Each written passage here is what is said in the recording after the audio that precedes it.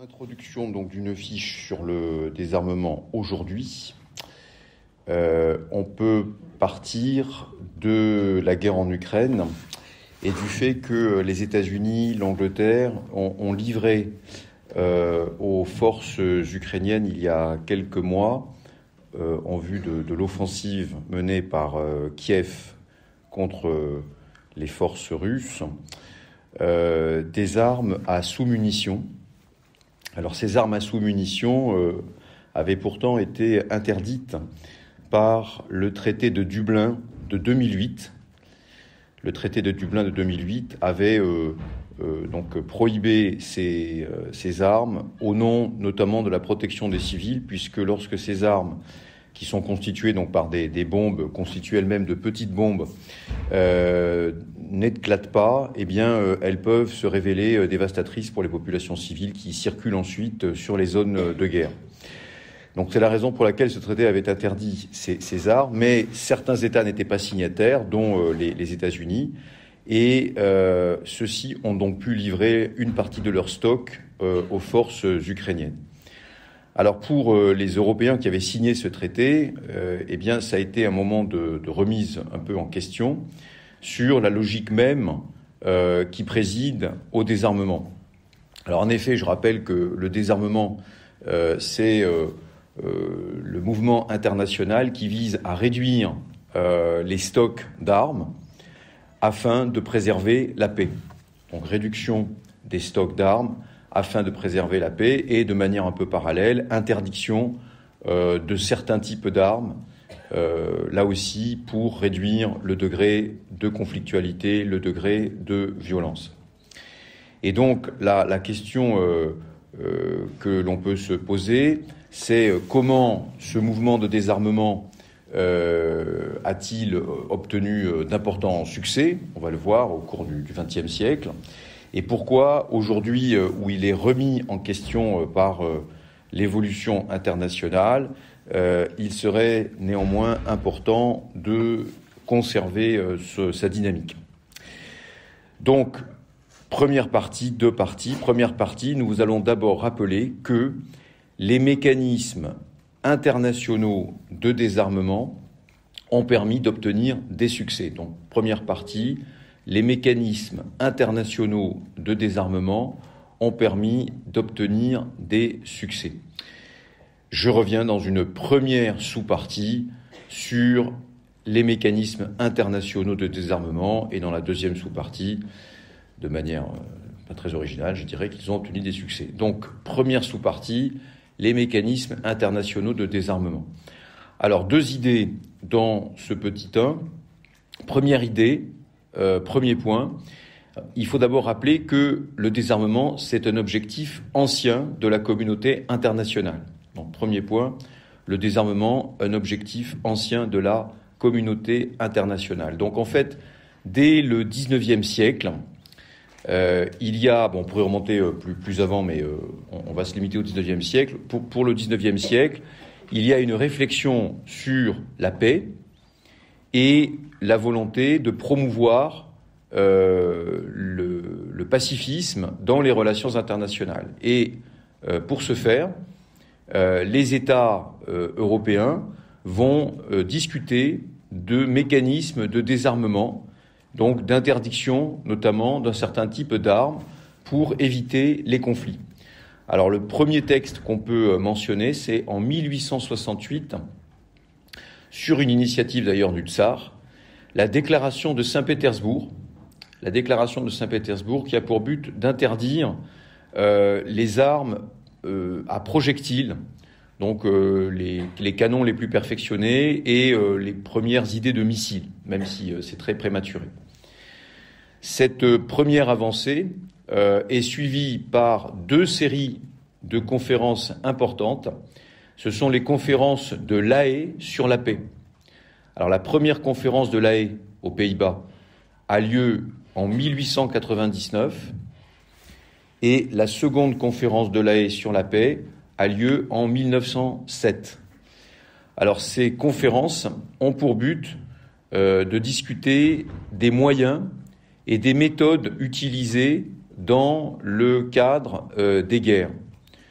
Donc, dans ces négociations, on va par exemple prohiber certaines armes, par exemple les munitions à fragmentation, hein, les armes à fragmentation.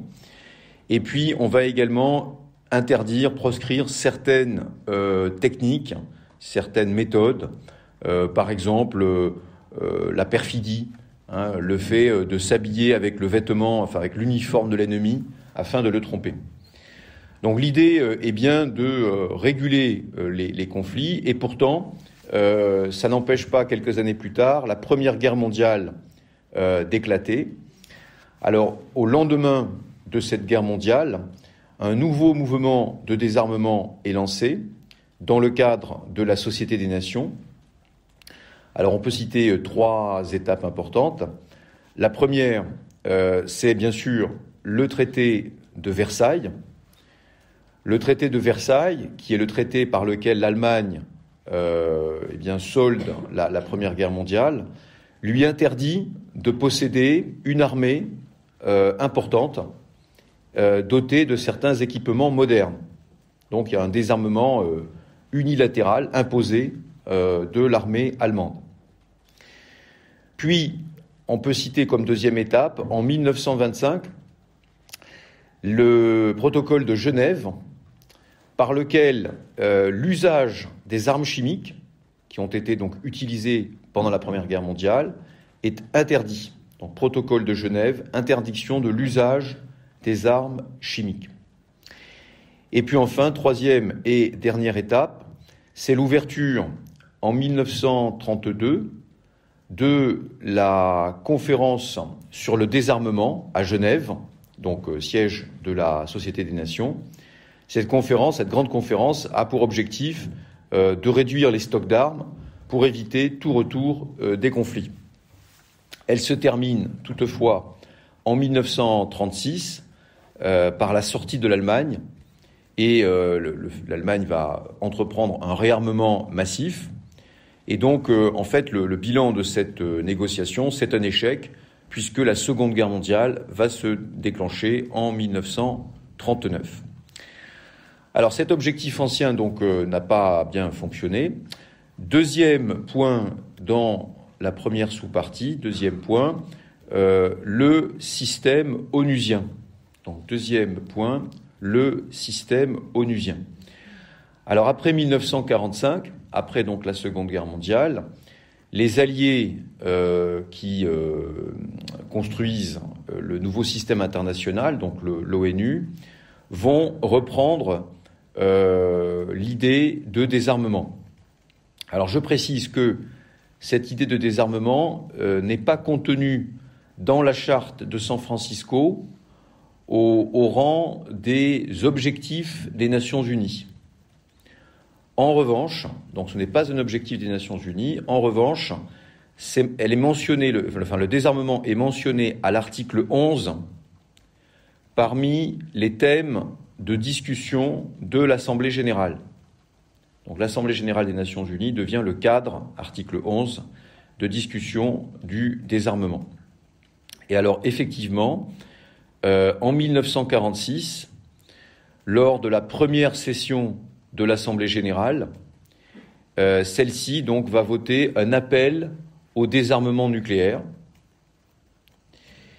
Donc un an après l'explosion de la première bombe nucléaire. Et puis en 1959, vous avez le vote de la résolution 1378, 1959, résolution 1378, donc résolution de l'Assemblée générale, qui fixe un objectif de désarmement général à la communauté internationale. Et effectivement, au cours des années 1960-1970, le désarmement va devenir un des thèmes de prédilection de la discussion onusienne. Donc, il est intégré dans ce que l'on appelle les 4 D, la lettre D, donc le désarmement, le développement, la décolonisation et les droits de l'homme. Désarmement, développement, décolonisation et droits de l'homme. Le désarmement, il est plus particulièrement discuté dans certaines instances de l'ONU. Alors, on peut citer notamment le premier comité de l'Assemblée générale, qui a pour but de discuter de la paix, et donc qui est un forum de discussion sur le désarmement. Et puis, on peut citer, pour simplifier, la conférence de Genève. Alors, la conférence de Genève est une émanation de l'Assemblée générale qui a existé dans divers formats.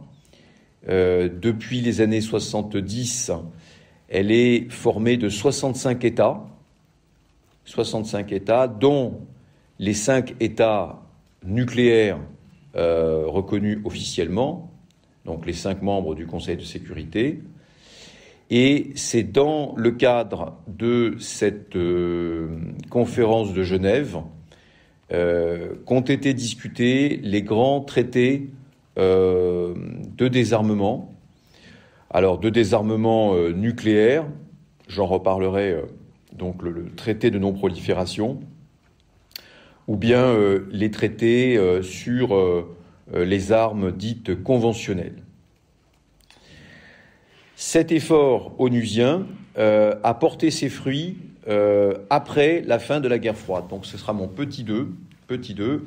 La fin de la guerre froide a permis un véritable effort de désarmement. Donc la fin de la guerre froide a permis une réduction des arsenaux.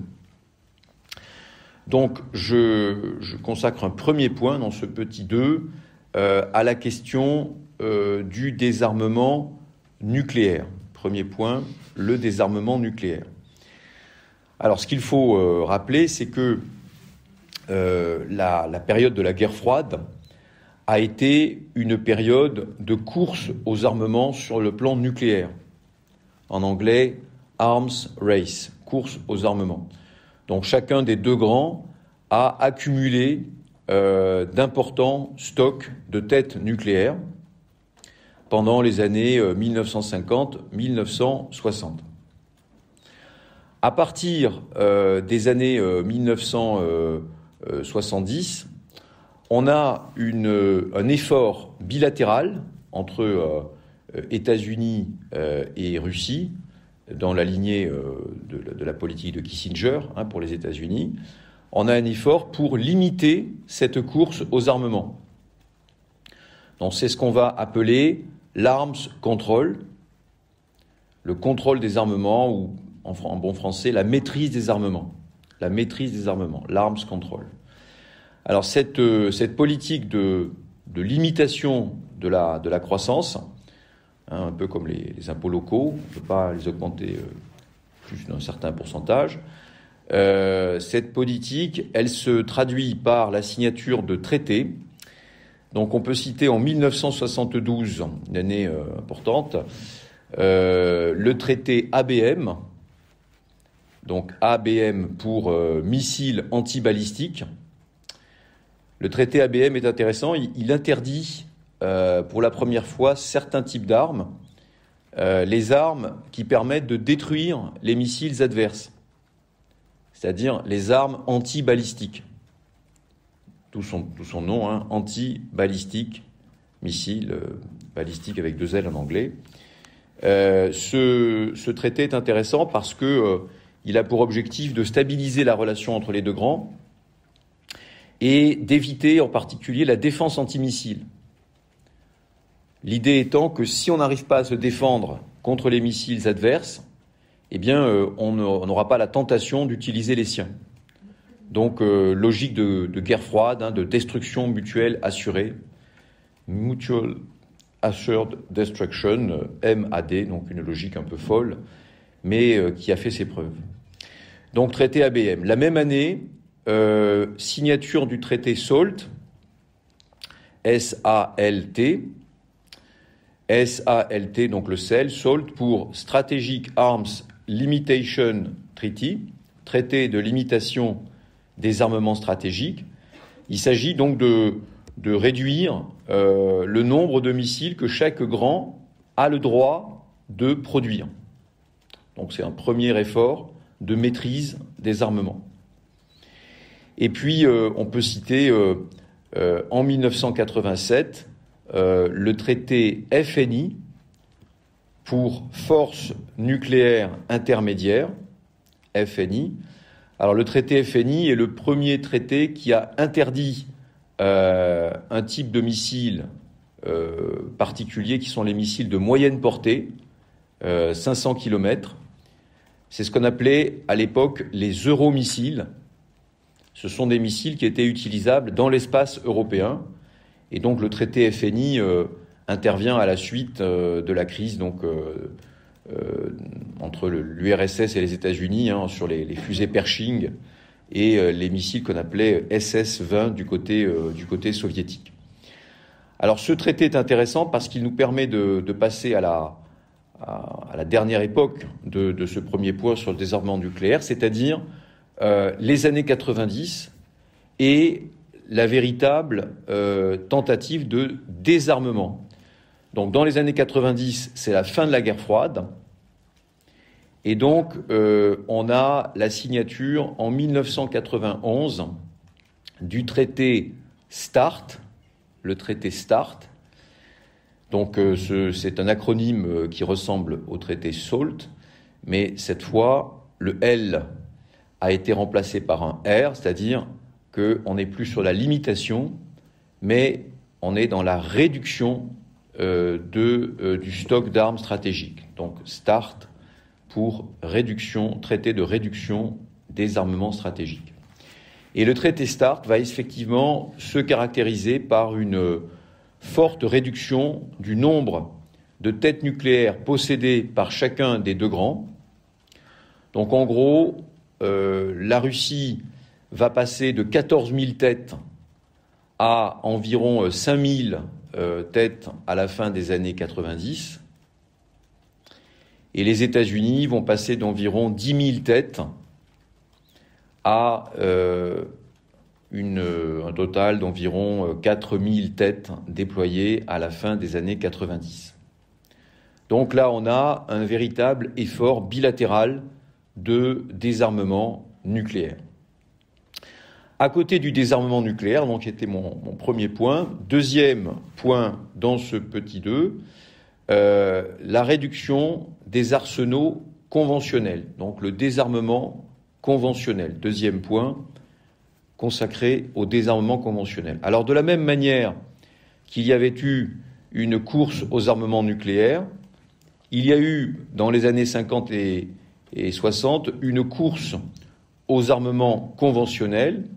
Cette course aux armements conventionnels s'est d'ailleurs poursuivie jusqu'à la fin de la guerre froide, avec l'effort en particulier des États-Unis dans les années 1990, qu'on appelait la guerre des étoiles du président Reagan. Cette guerre conventionnelle cette course qui avait été gagnée par les États-Unis se termine avec la fin de la guerre froide. Et là, on a donc la signature d'un certain nombre de traités qui vont permettre le désarmement conventionnel. Alors, le premier traité important, c'est en 1990, dans le cadre de l'OSCE, de l'Organisation pour la sécurité et la coopération en Europe. On a la signature du traité sur les forces conventionnelles en Europe, le traité FCE, forces conventionnelles en Europe.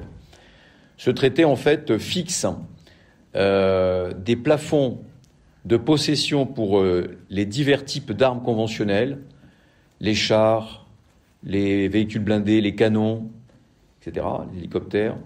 Donc ces plafonds sont répartis en sous-régions et le traité s'applique à la fois à l'URSS, au pacte de Varsovie, mais également à l'OTAN.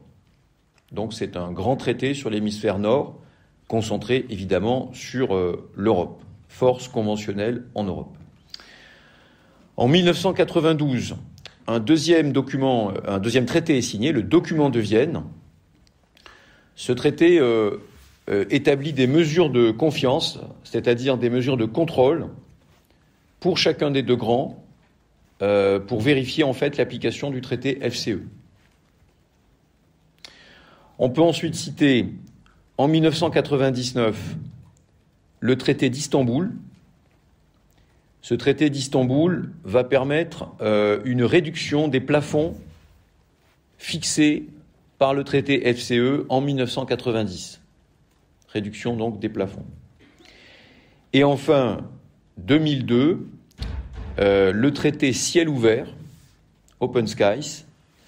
Le traité ciel ouvert, lui, établit des mesures de transparence, donc son titre est clair, il permet de survoler le territoire de l'autre État, ou des autres États, pour vérifier que les traités de réduction sont bien respectés. Le résultat de ces traités conventionnels, c'est qu'ils vont permettre une forte réduction des stocks, des arsenaux dans les années 1990. Donc, on estime que le traité aurait permis de détruire près de 65 000 types d'armes, donc des chars, des canons, des véhicules blindés, des choses dont on aurait bien besoin aujourd'hui d'ailleurs, ont été détruites dans le cadre de ce traité FCE. C'est donc un effort considérable à l'échelle internationale. Donc cet effort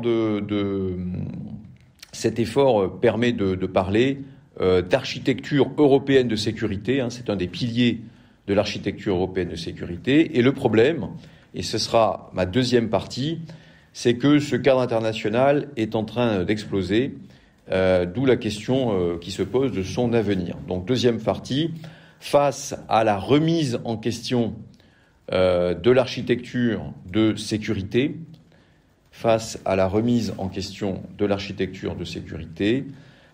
comment relancer la logique du désarmement. Donc face à la remise en question donc, de cette architecture de sécurité, comment relancer le désarmement. Alors première sous-partie, petit 1, je vais revenir d'abord sur la remise en question de l'architecture internationale de sécurité. Petit 1, la remise en question de l'architecture internationale de sécurité. Et donc, je vais voir 2 points. Premier point dans ce petit 1, la faiblesse ou la question de l'armement conventionnel.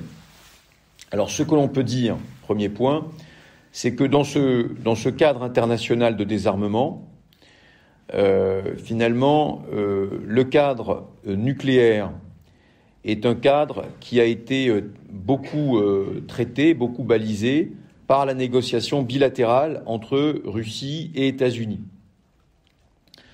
En revanche, le cadre conventionnel est resté un peu à l'écart parce que, par nature, il ne peut pas être bilatéral, il engage tous les États qui possèdent des armements conventionnels. Alors, de ce point de vue-là, ce qu'on peut dire, c'est que le traité FCE est resté pendant plusieurs décennies un cadre important, mais en même temps un cadre limité, puisqu'il ne concernait que l'Europe.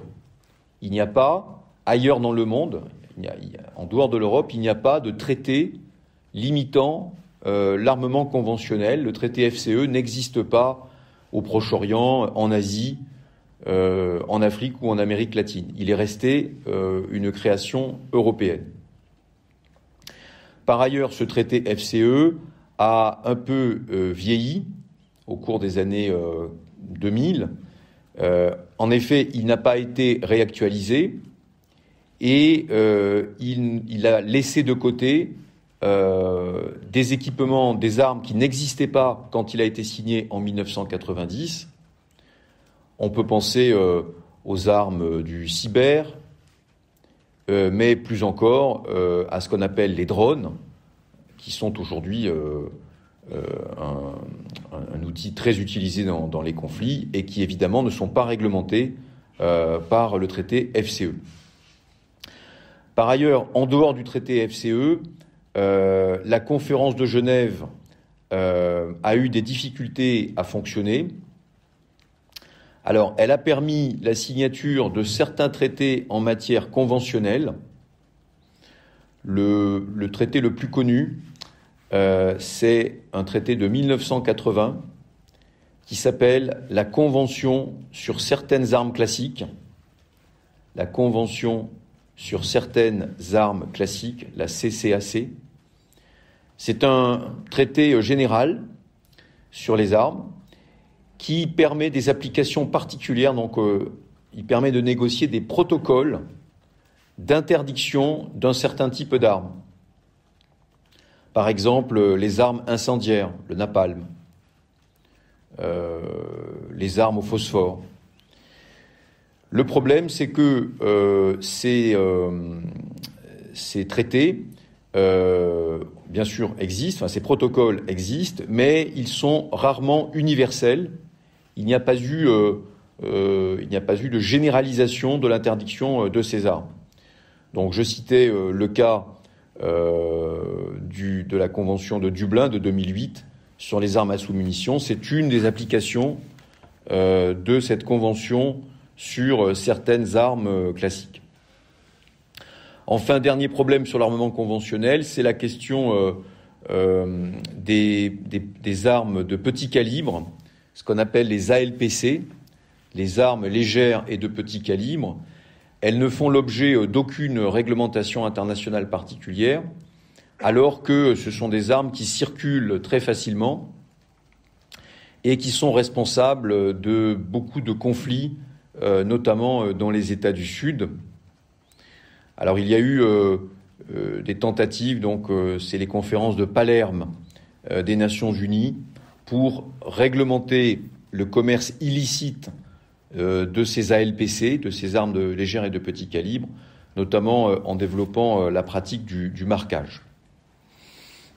Néanmoins, l'idée générale sur ce premier point, c'est que les armements conventionnels sont été moins bien traités, moins bien encadrés que l'armement nucléaire.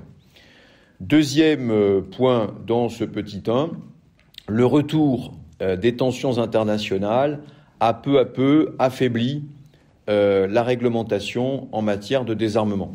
Donc, deuxième point, le retour des tensions internationales a peu à peu affaibli le désarmement. Alors, la grande époque du désarmement, ce sont les années 1990 jusqu'au début des années 2000. Et à partir de là, donc depuis une vingtaine d'années, on assiste à l'affaiblissement de ces traités de désarmement. Alors, le premier épisode a été le 11 septembre 2001 aux États-Unis. Après le 11 septembre, les États-Unis ont décidé de se protéger contre une éventuelle attaque par le biais de missiles venus de ce qu'on appelait à l'époque les États voyous, les Rogue States. Et donc, ils ont relancé leur projet de défense antimissile. Ça les a conduits, en 2002, à suspendre l'application du traité ABM de 1972. La Russie a réagi. En 2005, elle a décidé de ne plus appliquer les mécanismes de vérification du traité FNI de 1987, c'est-à-dire du traité sur les armes, sur les euromissiles. Puis, en 2008, elle a envahi une partie du territoire de la Géorgie. À cette occasion, elle a crevé le plafond qui limitait la concentration des armements dans le Sud-Caucase. Et donc, elle a décidé de suspendre l'application du traité FCE, du traité donc sur les forces conventionnelles en Europe. Puis, l'affaire ukrainienne est arrivée en 2014 et en 2015, la Russie a elle s'est retirée du traité FCE. Donc officiellement, la Russie n'est plus partie de ce traité sur les forces conventionnelles en Europe. La période récente a encore accéléré le mouvement. Alors en 2019, les États-Unis se sont retirés du traité FNI, qui était de toute façon plus appliqué par la Russie. 2019, donc retrait du traité FNI par les États-Unis. En 2020, les États-Unis se sont retirés du traité ciel ouvert. Ils considéraient que la Russie ne respectait pas ses obligations de transparence au regard du traité FCE, donc ce qui était effectivement le cas. Et puis, il y a quelques semaines, en 2023, la Russie a officiellement renié sa ratification, cette fois, du traité FCE. Elle avait jusqu'ici retiré sa signature, donc elle s'est officiellement retirée de ce traité. Donc on assiste à un véritable démantèlement de l'architecture internationale de sécurité et du cadre international de désarmement. Dans cette atmosphère, dans ce contexte, petit 2, comment relancer les négociations internationales en matière de désarmement. Donc petit 2, comment relancer ces négociations internationales en matière de désarmement. Alors, premier point, première question sur l'armement conventionnel. Peut-on imaginer une relance de la négociation en matière d'armement conventionnel? Alors, ce qui est vrai, c'est que sous l'administration Obama, il y a eu une volonté des États-Unis de relancer les négociations en matière conventionnelle, en particulier à la conférence de Genève. Donc il faut rappeler que la conférence de Genève ne fonctionnait plus depuis 1997, lorsque les États-Unis, donc en 2009, ont décidé de relancer ce format. Dans le cadre de cette conférence, toutefois, les discussions ont très vite achoppé sur les différences de priorité en matière de négociation. Les États-Unis comptaient en fait sur la conférence du désarmement pour relancer les négociations en matière de désarmement nucléaire, notamment en visant la Chine, alors que pour la Russie et la Chine, l'objectif numéro 1, c'est de pousser un traité sur la démilitarisation de l'espace. Traité sur la démilitarisation de l'espace qui vise les ambitions américaines. Donc la conférence de Genève a de nouveau fonctionné avec difficulté. Alors ça n'a pas empêché quelques progrès, notamment en 2013, l'adoption d'un traité international sur le commerce des armes. 2013, donc il y a 10 ans, le traité sur le commerce des armes, qui est un peu une grande avancée, parce que c'est la première fois qu'il y a une tentative pour réglementer ce commerce. Alors toutefois, il faut rappeler que ce traité est quand même affaibli par le fait que les grands acteurs du marché ne l'ont pas ratifié. Je pense à la Russie ou à la Chine. Et au fait également que les États-Unis, sous Donald Trump, ont retiré leur signature, donc en 2019, de ce traité. En revanche, il existe des négociations au niveau régional, donc au niveau européen, dans le cadre de l'OSCE. Vous avez ce qu'on appelle le dialogue structuré entre les Occidentaux et la Russie qui s'est poursuivi. L'idée, c'était de rénover, relancer le traité FCE. Bon, objectivement, aujourd'hui, ça paraît compliqué. Et puis, autre initiative qu'on peut mentionner, dans le cadre de la CCAC, donc dans le cadre de ce traité, vous avez 2 protocoles qui sont discutés aujourd'hui. Un premier protocole sur ce qu'on appelle les SALA, les systèmes d'armes létaux autonomes, SALA, les systèmes d'armes létaux autonomes, donc en fait c'est les drones. Et puis vous avez un deuxième protocole qui est discuté, qui s'appelle le protocole EVIPA. Alors, ce n'est pas la veuve d'un dictateur argentin, hein, c'est un acronyme. EVIPA, ça veut dire Explosive Weapons in Populated Areas. Explosive Weapons in Populated Areas. C'est un protocole qui vise à interdire l'usage de bombes dans les zones urbaines. Bon, autant dire que la discussion risque de prendre un peu de temps. En tout cas, ce sont les discussions qui sont aujourd'hui menées en matière conventionnelle.